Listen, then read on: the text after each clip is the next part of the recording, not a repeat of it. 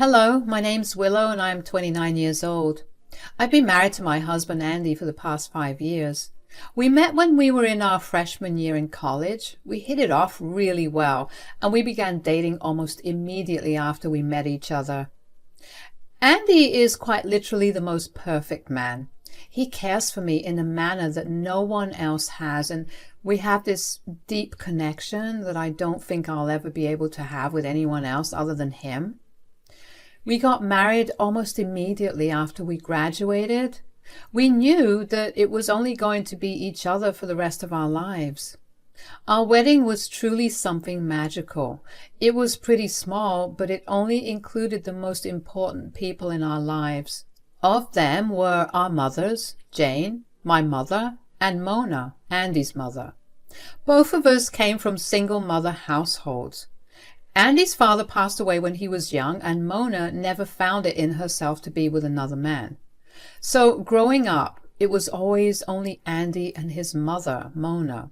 They were a complete family together, which was probably why Mona was so defensive and overprotective of Andy. When I first met her, she treated me like absolute trash. She was convinced that I was trying to take her son away from her. It took almost a year of Andy and I talking to her to convince her that I had none of these intentions in mind. Even after that, she'd been very wary of me and barely ever interacted with me. I was just glad that she never created any drama at the wedding, because the woman had no shame when it came to being protective of Andy. As for my mother, Jane, she was a single mother because my dad just got up and left us one day. He apparently couldn't take the pressure of being a father. My mom and I had a very close relationship as a result, but my mom was nothing like Mona, something that Andy had subconsciously really liked. The two of them got along really well when they first met, so much so that sometimes I'd come back home to Andy on the phone with my mom for absolutely no reason. My mom considered him as her own son, and she never failed to tell me how lucky I was to find someone like Andy.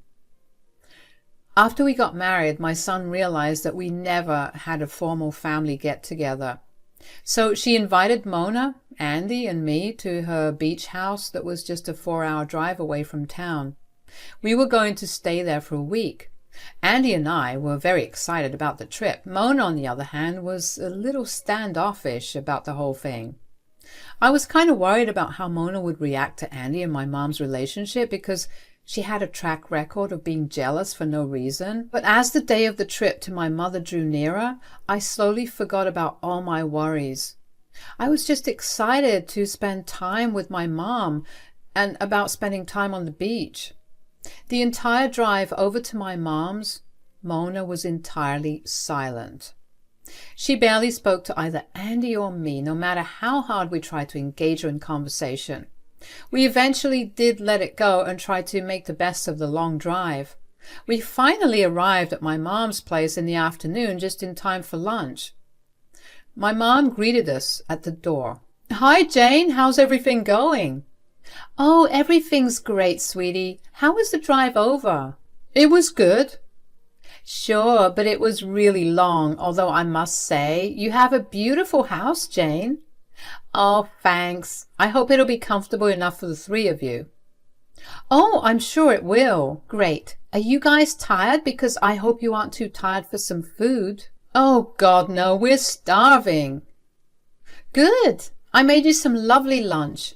Andy, do you mind helping me set the table while Willow helps Mona settle in?" "Yes, of course." Mona looked at my mom and Andy with a big scowl on her face. She stared at them as both of them retreated to the kitchen. My mom must have said something funny, because Andy burst into laughter, and that only made Mona scowl even more. I snapped her out of her mood and asked her if she was ready to go to her room. She looked startled but nodded her head at me, and we moved upstairs. I set her luggage down while Mona took her time inspecting the room. I quickly checked that Mona had all the essentials she needed in the washroom and the room. When I was sure she did, I went back to her to tell her what was where. Mona barely paid attention to what I was saying. As much as I wanted to leave her be, I also didn't want to cause a ruckus by not asking her what was wrong. So I asked her what was wrong. She didn't reply, and I went on to tell her that I was always going to be a listening ear for her. If she needed to talk, I was going to listen no matter what. I told her that she was being different, and I just wanted to know what was going through her mind, so I could see what I could do to ease her worries. After another moment of silence, Mona finally spoke up. "Who does Jane think she is?" "Excuse me?" "Did you see the way Andy treats her?" He treats her nicely, like he does with everyone he knows." "Yeah, sure. But I mean, he's treating her the same way he treats me, like she's his mother." "Well, I mean, she's my mom and his mother-in-law. I guess that was bound to happen, right?" "Absolutely not. There should be some distinction between how he treats me and her." "I think you're overtired and overthinking this, Mona." "No, I'm not. She's even treating him like he's her son. Why would she make him do work?" "Mom just divided the responsibilities between the both of us, that's it. Besides, this is how it's always been whenever we come over." "And Andy had no issue with this?" "Why would he? He loves my mom and loves spending time with her." "Apparently, he loves her enough to think of her as his mother." "Mona, you need to stop this. He's not replacing you in any way." "I highly doubt that. I'm sure that your mother wanted a son and instead she got you. So now she's making up for that by trying to steal my son." "Excuse me? Are you trying to say that my mother regrets having me?" "Oh, come on, Willow. You know that it's every mother's dream to have a son. Daughters are more of a dad thing." "Well, I can assure you that my mom has never regretted having me for a child just because I'm a girl. You need to stop projecting your beliefs onto her. I don't understand your jealousy, but I do want you to just rest here till lunch is served. I will prove to you that she's trying to steal Andy. Just watch." I was genuinely appalled by how Mona's mind worked. I knew she was prone to jealousy, but to actually tell me that I was a regret for my mother was where I drew the line. Andy was a grown adult who was capable of making his own decisions. That was something that Mona was supposed to understand, but could not do it for the life of her. I left the room with an unspeakable amount of rage. I wanted to tell Andy about everything that his mother said, but right as I reached the ground floor, I heard my mom and Andy laughing. I didn't want to ruin that fun and happiness. So I swallowed down my anger and decided to wait until I saw some questionable behavior from Mona. I decided that I would watch her like a hawk and try to make sure that Mona and my mom didn't have too much contact. So that's exactly what I did for the rest of the week. I watched Mona and all her interactions closely. There were moments when Mona would purposefully grab things out of my mom's hands just so she could be the one to give Andy the thing that my mom was going to give him. Other than those minor kinds of instances, Mona didn't really do anything else. Of course, I also made sure that I enjoyed myself to the best of my ability. I couldn't have either Mom or Andy catching on to my worries. It would ruin the trip. We made great use of our time near the beach. It was the perfect warm weather, and it was the perfect way to spend time with our family. When the time came to leave, I was really upset. But we left there knowing that we could always come by whenever we wanted to and have a good time with my mom. My mom was overjoyed at the idea of us going back there again soon. While we were loading our things into the trunk of the car, Mona and my mom had a conversation. I wasn't present there for that conversation, but this was how it went, according to my mom. "We need to talk." "Yes, what is it?" "Why are you trying to steal my son from me?" "Excuse me? What?" "I see the way that you're treating him. I know you're trying to steal him." "What are you talking about? He's my son-in-law. So of course I'm going to treat him like my son. That doesn't mean that I'm trying to steal him from you." "That's a lie. You have some audacity to lie to my face." "Look, I don't know where you got this mentality from, but I can assure you that I'm not stealing Andy. First of all, because he's his own person that's capable of making his own decisions. Secondly, he treats my daughter well and makes her happy, so I treat him well. You can cut the act now. From mother to mother, I understand how the desire to have a son is really big. But you need to understand that Andy is my son, not yours. I have no idea what you're talking about, because I am perfectly happy with the daughter I have.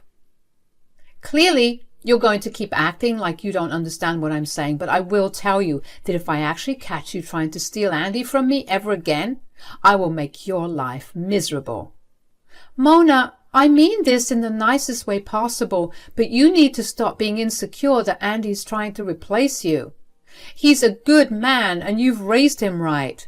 Be proud of that and satisfied knowing that he's living a good life. I'm happy that he is who he is today, but that will never mean that I'll just give up on him being my son. You don't know the kind of bond we have. It's disgusting that you think that you can form that same kind of bond with him. I really don't think I could, even if I wanted to, which I don't. Please don't think that way. I promise you that I'm simply treating him the way I would any family member. Let me be the judge of that. My mom told me about this conversation about a week after we had come back from her place, over the phone. I was shocked to hear what Mona had said. I asked my mom what even prompted her to tell me then, and she told me that she had liked and commented on Andy's Facebook post about the trip that we had to her house.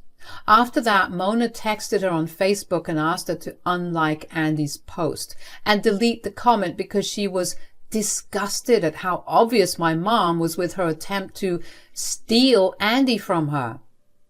I asked my mom if she felt threatened in any way, and my mom assured me that she didn't. She just thought that it would be best for us to know because she was beginning to get worried about Mona and her mental health. That was when I told my mom about my whole issue with Mona.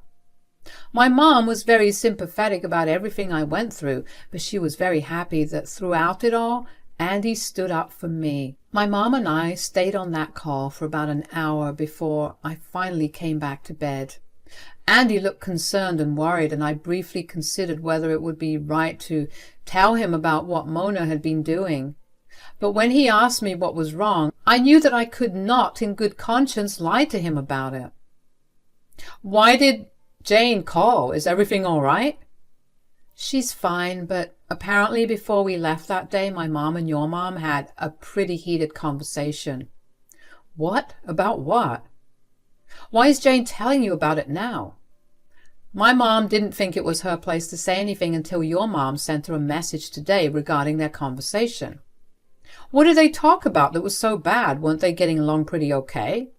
Apparently not. Your mom thinks that my mom is trying to steal you away from her because of how well you get along with my mom. What? That's so absurd. Why in the world would she think that? Apparently my mother treats you like a son and she hates that. But I am her son-in-law. Why wouldn't she treat me that way? That's what my mom said. But Mona wasn't listening to a word. What did my mom message Jane? My mom liked one of your posts on Facebook and Mona texted her and told her to back off and unfollow you. Oh my God, I'm so sorry. I didn't even know that my mom was capable of being this way. You have nothing to apologize for. Besides, I didn't think she'd actually act on her jealousy. What do you mean? On the day we got to my mom's place when I was helping Mona settle into her room, she told me about her jealousy. I just thought that she was really tired and overthinking things. I didn't think that she'd continue to feel that way. Why didn't you tell me about it? Because I didn't think it was going to be a big thing. I'm sorry. Besides, I didn't want to ruin the mood. You wouldn't have. You could have prevented this event. I don't think I could have. I tried talking her out of it and she refused to listen. In fact, she told me that she would prove to me that my mom was trying to steal you. I'm going to have a word with her. Don't be too harsh. She probably just needs some reassurance. I'll be gentle as long as she doesn't say something super messed up. I don't really know what Andy talked to Mona about, but I do know that they had a very long and heated conversation. Andy did tell me that Mona did not seem happy at all. Apparently there were a lot of tears and yelling on her end, while Andy tried his best to calm her down and spoke to her calmly. I was worried about how she felt, but I didn't think it was exactly my place to interfere. The following weekend, Andy and I decided to go back to my mom's for the weekend. Andy happened to mention it to his mom in passing the day before she left, and she told him that she would swing by because she was going to meet a friend in that town. Of course, we were apprehensive about it, but she told us that she only wanted to drop off something as an apology for her behavior. Andy and I were honestly surprised that she changed her behavior so fast, but we appreciated it. She showed up at my mom's house about an hour after we arrived. She dropped off a box of cookies and apologized to my mom. She did mention that the cookies were only for my mom and told us to stay away from them.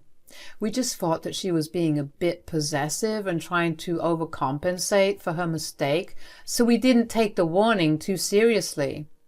We should have, because at tea time, Andy happened to take a bite of the biscuit along with his tea. Within minutes, his throat was closing up and he was turning red in the face. I was scared beyond words. Thankfully, my mom had an EpiPen with her. She administered it to him and he began to recover, but we still rushed him to the hospital.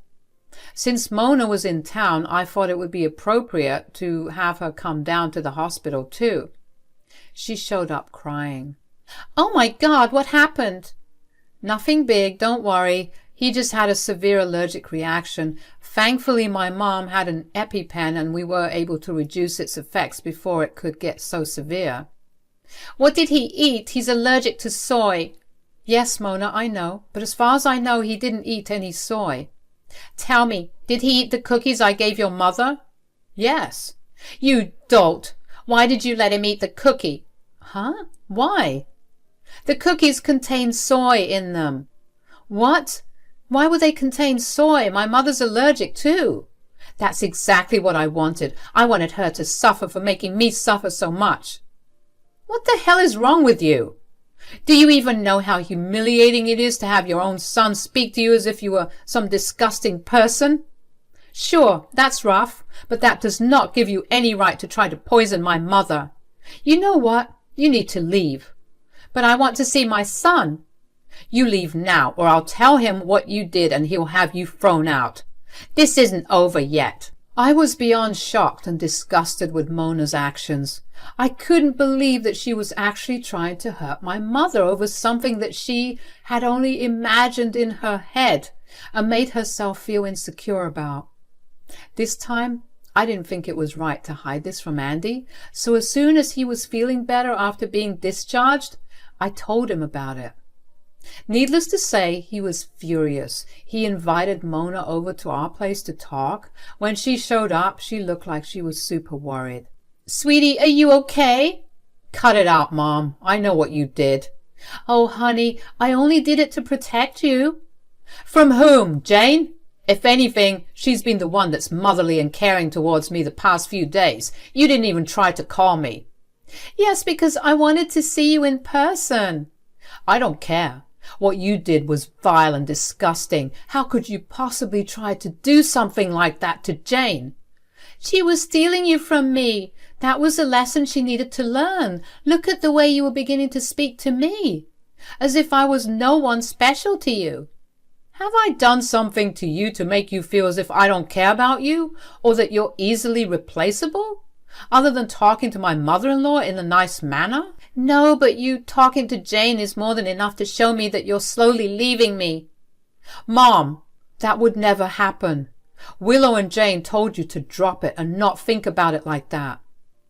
"What do you mean by would have never happened?" "I'm cutting contact with you.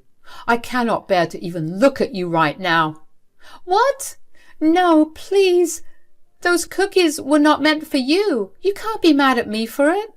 Those cookies were not meant for me, but they were meant for someone else with my same condition. That told me all that I needed to know about you. Andy, please, I promise I'll be better. You can't leave me. You did this to yourself. You put someone else's life in danger just because you felt so jealous that you couldn't think rationally. I was thinking with a very clear head. I just wanted you to come back to me. You are my mother. Why would I have left you? Shouldn't you know that you're irreplaceable? It didn't feel like it. Right. And instead of communicating it with me, you chose to poison Jane. Yes, if that was how I needed to resolve the problem faster, then there was nothing else for me to do. If I sat down to talk to you about it, you would have taken too long to work on it. Giving her those cookies meant that she would feel threatened enough to leave you alone. You are incorrigible, and you disgust me. I need you to get out of my house now. But Andy, out! I was honestly so glad that Andy was putting Mona in her place. I couldn't imagine it would have been easy for him to do, but I was glad that he was doing the right thing. I couldn't believe how much Mona considered what happened to not be her fault.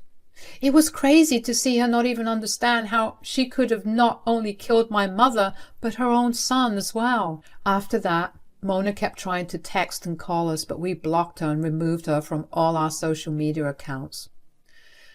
Mona tried to get the rest of Andy's family involved. We got hundreds of calls and texts telling us that we were cruel people for shunning Mona that way. So Andy painstakingly explained to each and every one that called and texted what Mona had actually done. After that, word spread quickly and Mona got shunned by the rest of her family.